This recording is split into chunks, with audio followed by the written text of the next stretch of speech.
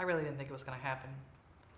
We've lived here a long time, and they were always going to possibly hit our area, and it never did. The last time we had a direct hit from a storm was many years ago. For so many years, like I said earlier, that we've prepared for storms, and then they just missed us. They were pretty much convinced that Fort Pierce was immune to hurricanes since there hadn't been any in many years. Well, the newspaper said it was going to go north like all the other hurricanes did. I kind of had this gut feeling it was coming up my ass.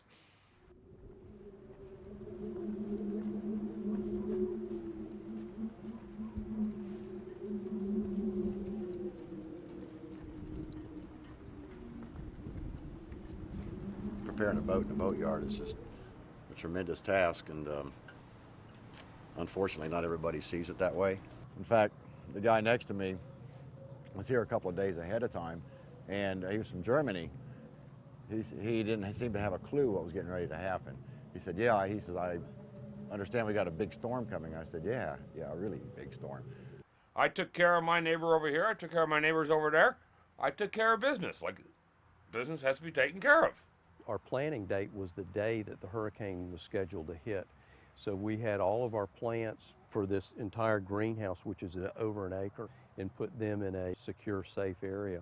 Once we realized the storm was projected to hit here, then there was no question but that we would evacuate. I evacuated to this building. We were in this room because I live out on a barrier island on the water. It was very interesting. This building isn't built real well.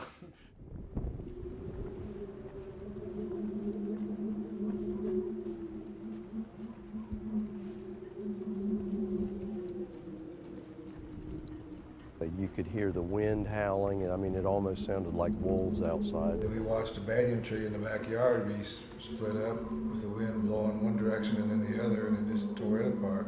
My parents left their house in South Beach and moved into the second floor office of a warehouse building that they own.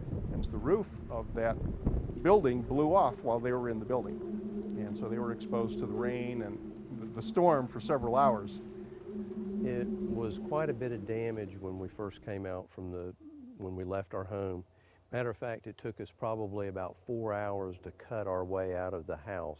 Just debris everywhere, and the trees are down, and our fence is gone, and things are just gone, missing, and broken. So we had a boat graveyard. We had boats on top of boats, literally hundreds of boats just smashed into the docks and all the way to the South Bridge, caught under the bridge.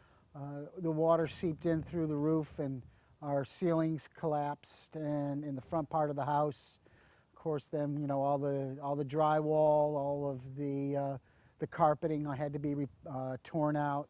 When the wind started coming from the north, it pushed that into the greenhouse this way, caused a lot of water to pile up on the plastic, and the weight of the water brought the greenhouse down. We walked in the door, and the house looked very normal, except the house had been flooded with 24 inches of water.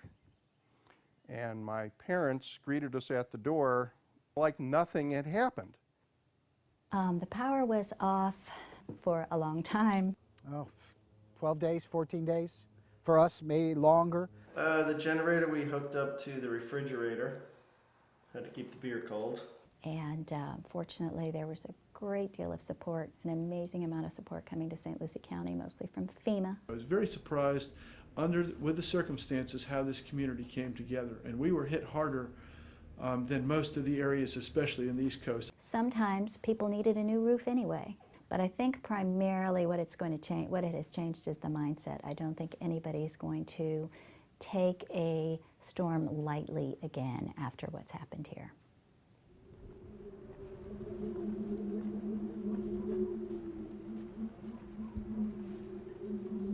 And I told everybody, the other one's turning around and coming back, and nobody believed me. I predicted every hurricane right for the last 15 years. It's like I've been here all my life, and I was elected mayor a year ago, and here I get to be the mayor of a city that gets hit by 2 major hurricanes in 3 weeks. It's like, this is unheard of. The prevailing thought, of course, is it's just not possible. It's just not possible that we could have 2 storms hit in one season. I cried, I think, when we found out Gene was coming. in the same spot. You'd just gone through the first storm and you really didn't know how much more damage you could stand.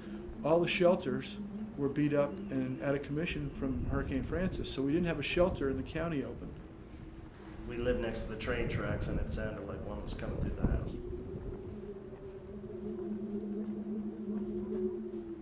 And then everywhere you looked, there was just devastation. Roofs gone, you know, you would just start pointing out things to one another.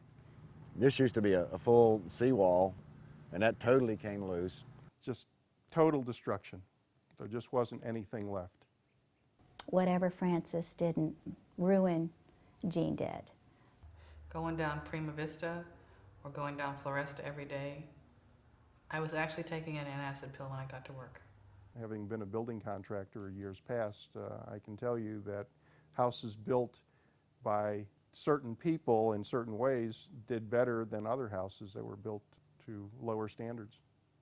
I think that businesses have definitely taken advantage of the moment. The whole thing is, all the contractors are just trying to get too much damn money going at one time, and they're not taking care of a job at a time, like American craftsmanship is supposed to be. Work isn't getting done. People are having problems settling. Materials, we're having a difficult time with getting materials. And the materials that we do have been inflated probably 25–30%. There are people in healthcare that have left healthcare to go into construction because they're able to get so much more money. As of today, which is March 12th, there has been none, I want to say none, zero money for greenhouse growers in the state of Florida that have suffered any damage. I mean, everything is out of pocket or insurance. We had crop coverage in here on the growing crop, and that's in litigation also because the crop people didn't want to pay off. But when I see work getting done on the rich and famous people's houses, while somebody's still living in a FEMA trailer because they can't get a contractor, that kind of ticks me off. But everybody came together too. I mean, everybody helped everybody and anybody who needed it. Certainly in my neighborhood, everybody tried to help everybody, and I think even there was just a camaraderie that develops. But it was kind of one of those things where you kind of get back down to the basics. You know, nobody has any power, so you kind of share what you do have. There are people like Keith Crandall who, when his restaurant had power and people didn't, he called us and he said, "I'm having dinner tonight at my restaurant. Come on in. It doesn't cost you anything. Just come." He fed everybody for about 2 weeks. Anybody who needed food walking down the block, or everybody and anybody was invited to eat. People had to be fed. People had to have water. People had to have utilities. I think they needed it, and I had the means and the capacity to take care of it, so I took care of it. There was a lot of people helping cleaning up. Yeah, there was a lot of camaraderie in that regard. We all knew we were in it together, and that, I think, is one of the positive things that came out of the storm. I've noticed that all the silting that built up over years from, I guess, the runoffs from the flood control system is like been all washed away, like been all cleaned out. Hurricanes is just part of Earth's way of doing things, you know, and we just get in the way. Storms are just a fact of life. If it happens, it happens. You pick up the pieces and you piece it back together and you keep going. What else can you do?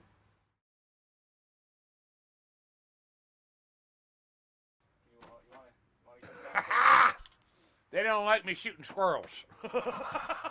Well, let's see. After the first storm, we came in from fishing.